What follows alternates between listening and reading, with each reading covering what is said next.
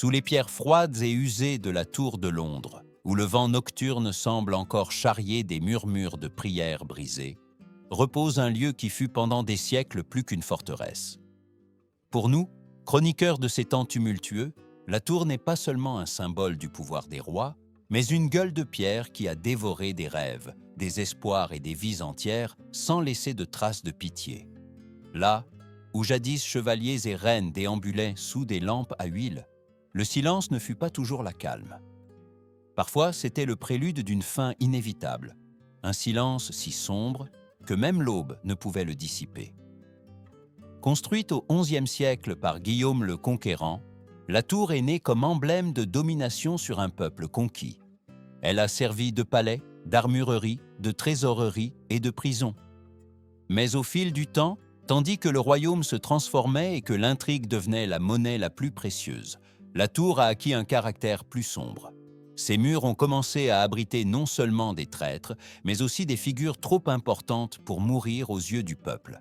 Car dans cette terre marquée par des rivalités sanglantes entre rois, nobles et clercs, toutes les exécutions ne pouvaient se permettre le spectacle de la foule. Certaines morts, les plus sensibles, les plus dangereuses, devaient avoir lieu loin du tumulte et sous le contrôle absolu de la couronne. Ainsi, les femmes nobles accusées de trahison, d'adultère ou d'hérésie n'étaient pas conduites à l'échafaud public, mais dans un coin caché, Tower Green. Là, au milieu d'un jardin clos et silencieux, loin des foules qui pouvaient transformer une mort en légende, leur vie était arrachée avec une précision calculée.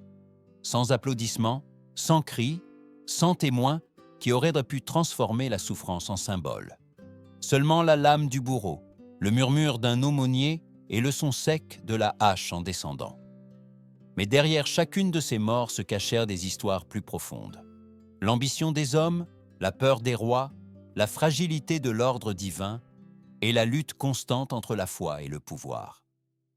Dans ces chroniques que nous ouvrons aujourd'hui, nous découvrirons la chute de 4 femmes dont les vies, bien que séparées par des circonstances distinctes, se sont croisées dans un même destin, mourir en silence, comme si le royaume tentait d'effacer leur existence pour toujours.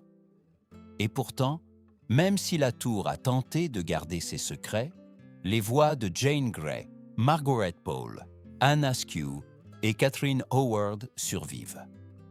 Ce sont des échos qui nous obligent, même maintenant, à nous demander que révèle un royaume sur lui-même lorsqu'il décide de tuer ceux qui ne peuvent se défendre.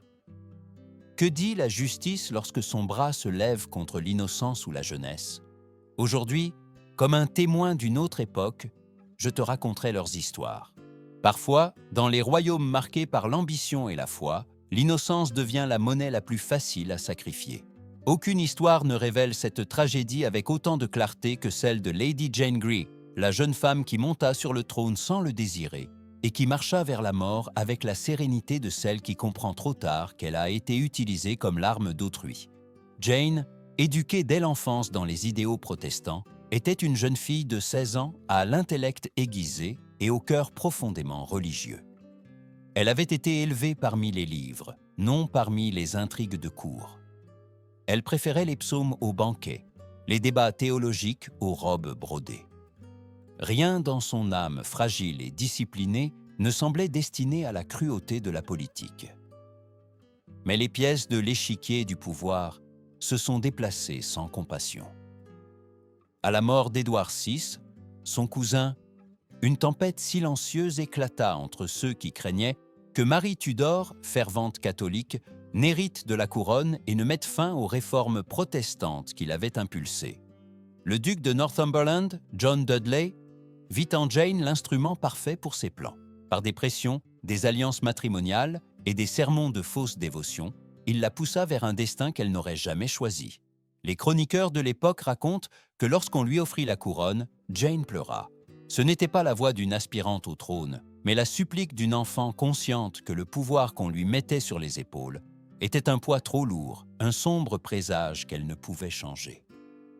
Son règne dura à peine 9 jours.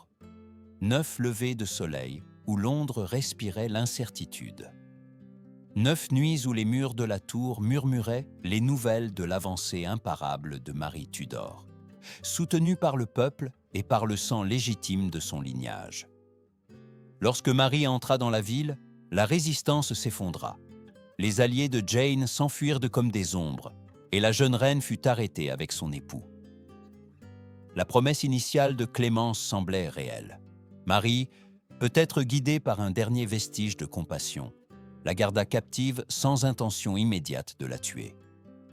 Mais le destin, toujours prêt à enfoncer l'épée plus profondément quand il n'y a plus d'espoir, changea au début de 1554. Thomas Wyatt, convaincu que l'Angleterre devait rester sous une direction protestante, mena une rébellion pour restaurer Jane sur le trône. Bien que la jeune femme n'y ait eu aucune participation, son existence même devint une menace. Si elle vivait, on pouvait l'utiliser de nouveau. Si elle mourait, Marie assurait son pouvoir. Le 12 février 1554, Jane fut conduite à Tower Green. Elle portait une simple robe noire et tenait un livre de prière entre les mains. Sa démarche était ferme, presque surnaturelle pour quelqu'un d'aussi jeune, mais les chroniqueurs assurent dès que ses lèvres murmuraient des fragments des psaumes qu'elle avait mémorisés depuis son enfance. Devant les quelques présents, elle prononça des mots qui semblaient plus ceux d'une martyre que d'une traîtresse. Elle reconnut la loi qui la condamnait, nia avoir recherché la couronne et demanda miséricorde pour ceux qui l'avaient manipulée. Le bourreau, la hache déjà préparée, l'invita à s'agenouiller. Alors vint le moment le plus dévastateur. Jane, les yeux bandés, chercha le billot à l'aveuglette. Ses mains tremblèrent dans l'air glacé. Elle ne trouvait pas le bloc. Sa voix, autrefois sereine, se brisa en une supplication désespérée. « Que dois-je faire? Où est-il » Il fallut qu'un témoin guide ses mains jusqu'au bois. Ce n'est qu'alors qu'elle s'abandonna à la mort. Un seul coup suffit. La tête de la jeune reine tomba et avec elle, la dernière tentative d'arrêter la tempête religieuse qui s'abattait sur l'Angleterre. Les sages médiévaux disaient que lorsqu'une personne meurt injustement, la terre tremble en silence. Ce jour-là, Tower Green ne trembla pas, mais les cœurs de ceux qui assistèrent à ce sacrifice sentirent quelque chose se briser pour toujours. Jane ne mourut pour aucun crime.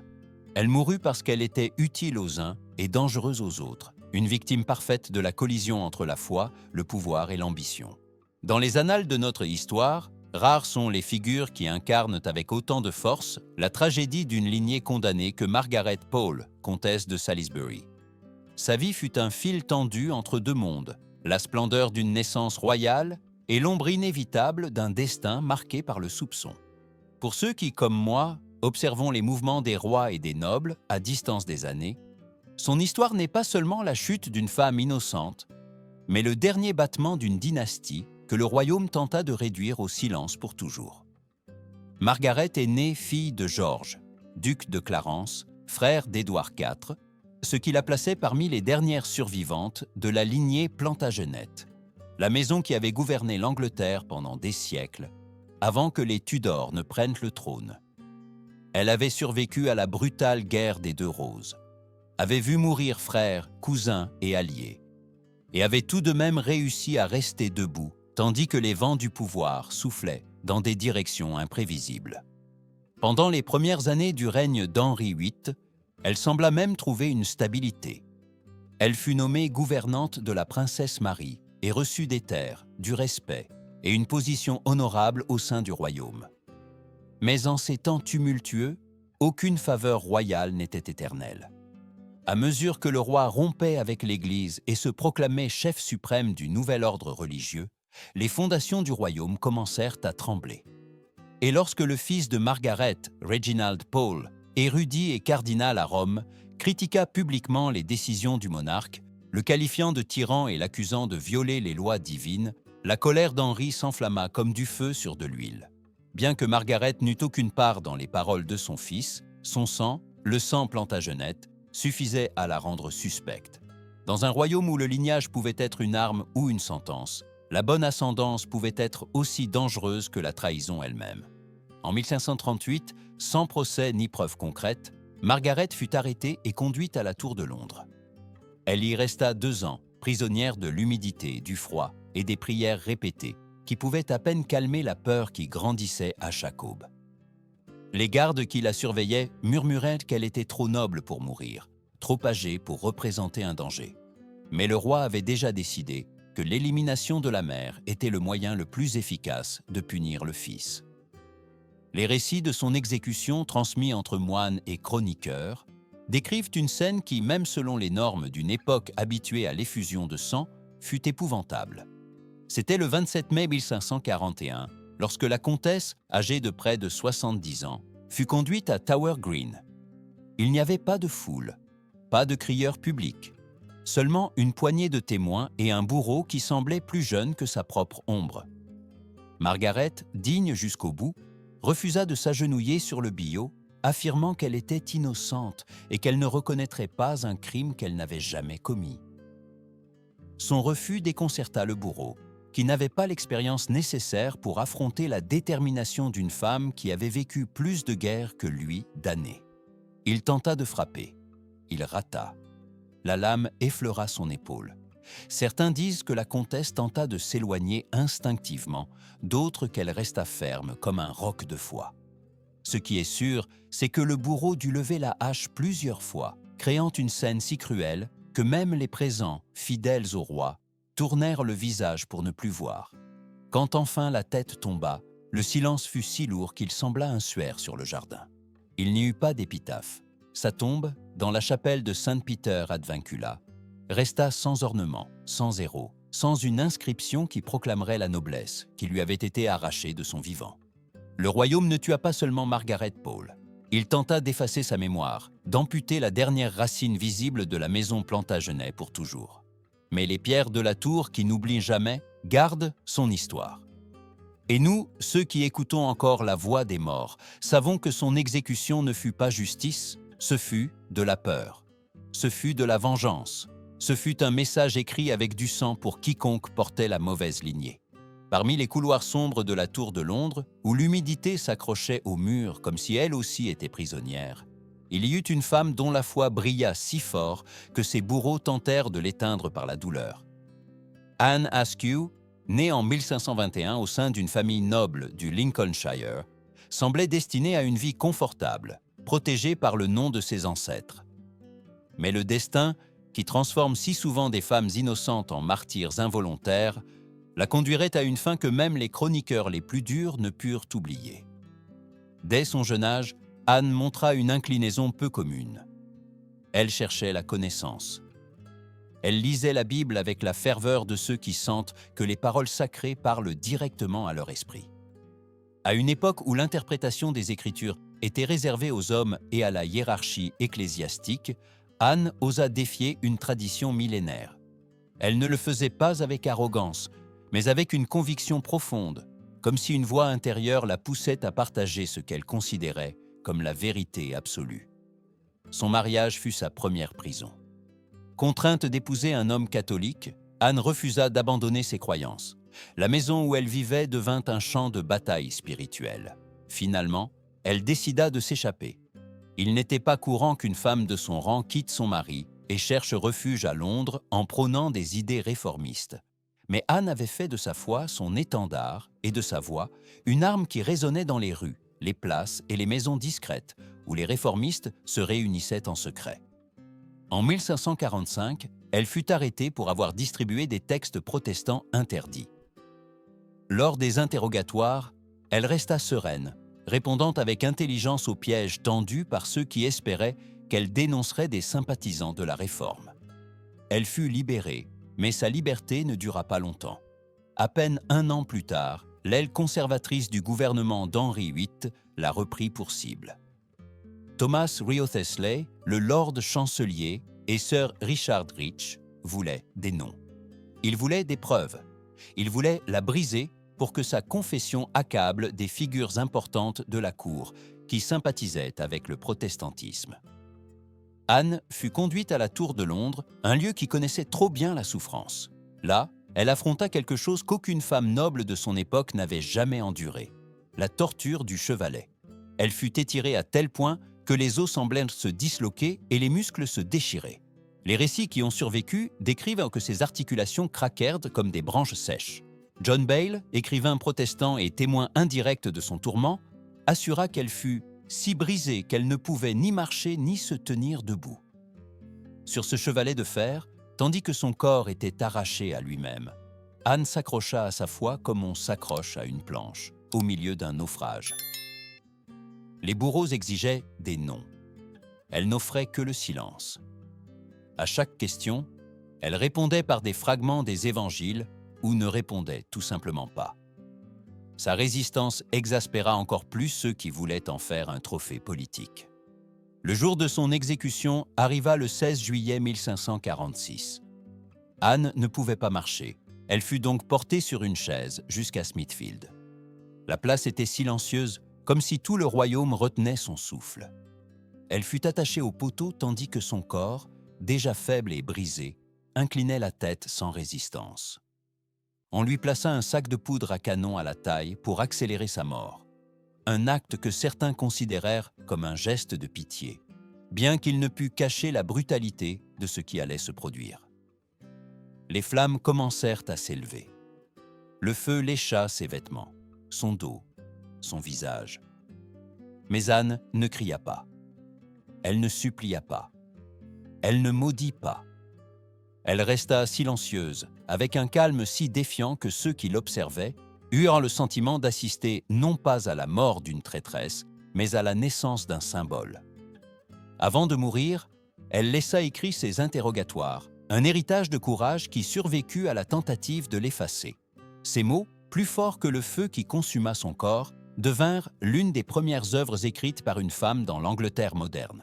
Et pour ceux qui vivent dans ces chroniques, Anne n'est pas une hérétique. Elle est un rappel que, même lorsque le monde entier désire ton silence, la foi peut parler plus fort que n'importe quelle torture. À la cour d'Henri VIII, où les murmures pouvaient bâtir ou détruire un empire, la jeunesse n'était pas un bouclier, mais une vulnérabilité mortelle. Et aucune histoire ne démontre cette vérité avec autant de cruauté que celle de Catherine Howard, la jeune femme qui devint reine avant de comprendre le prix de ce titre et qui finit par marcher vers la mort comme celui qui se réveille trop tard d'un rêve qu'il n'a jamais demandé. Catherine n'était qu'une enfant lorsqu'elle commença à être façonnée par un monde qui exigeait l'obéissance mais niait la protection. Élevée à la maison de la duchesse douairière de Norfolk, elle vécut dans un environnement où la discipline était irrégulière, l'éducation rare et la surveillance minimale. Dans les chambres partagées, les jeux, les caresses et les secrets fleurissaient, sans contrôle.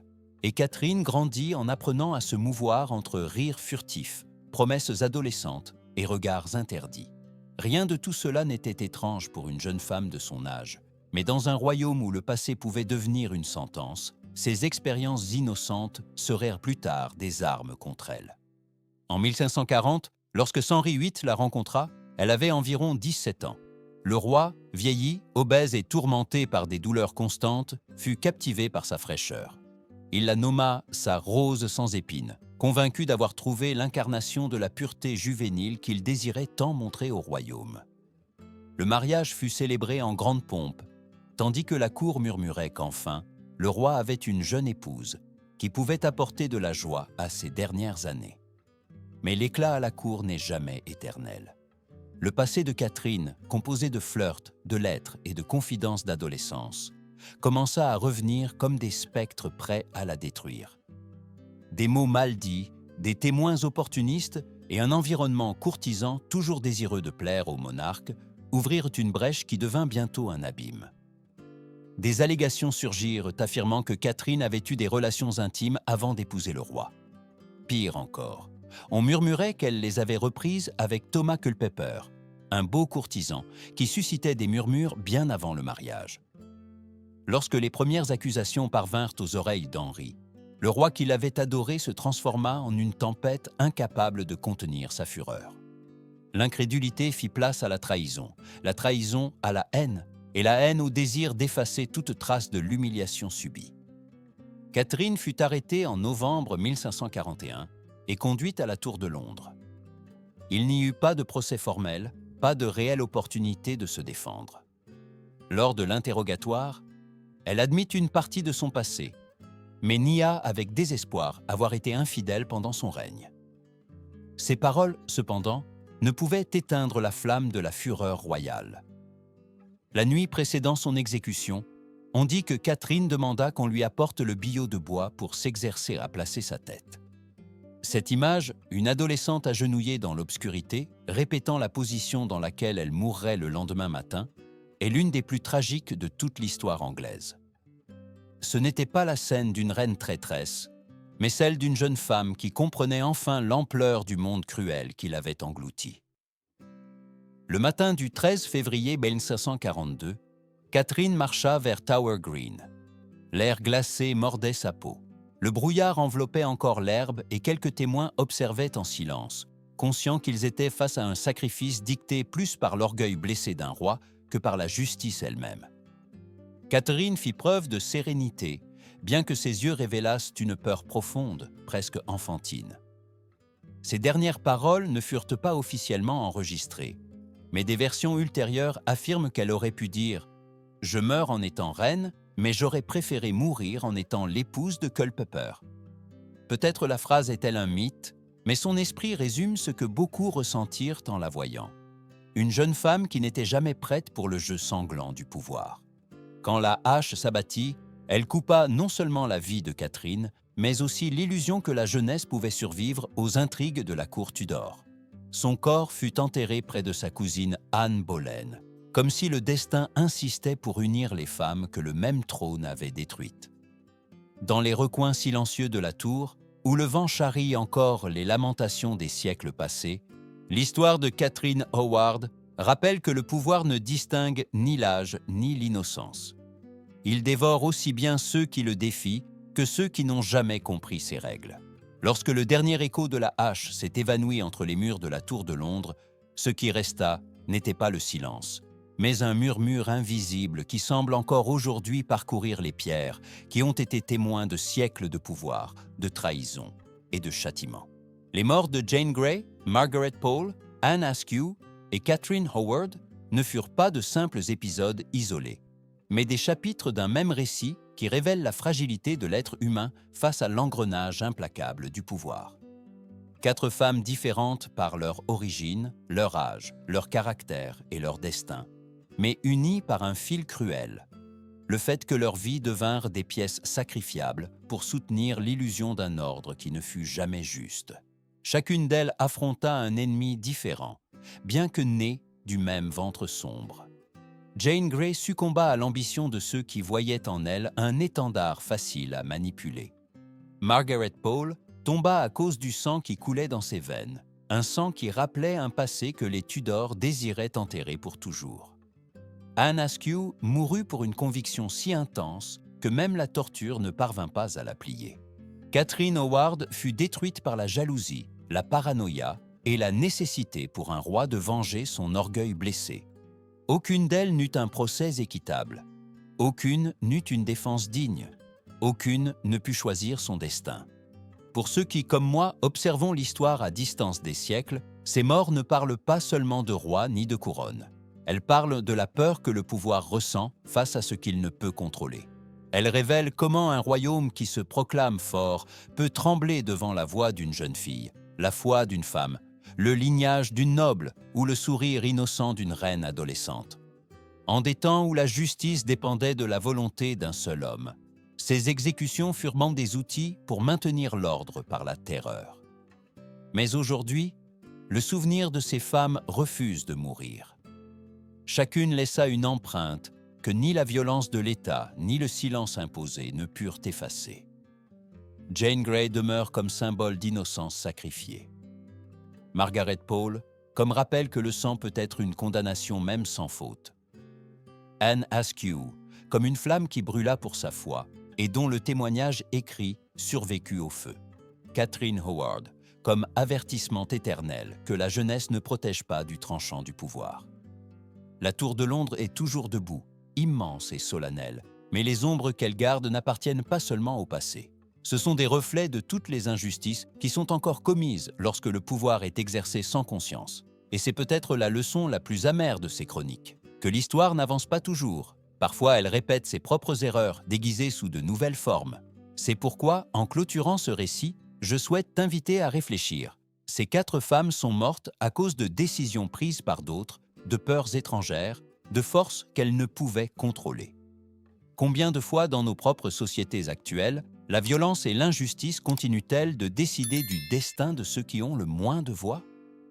Combien de fois la vérité est-elle réduite au silence pour protéger des intérêts cachés? Je t'invite à laisser ton opinion dans les commentaires. Que penses-tu de ces morts?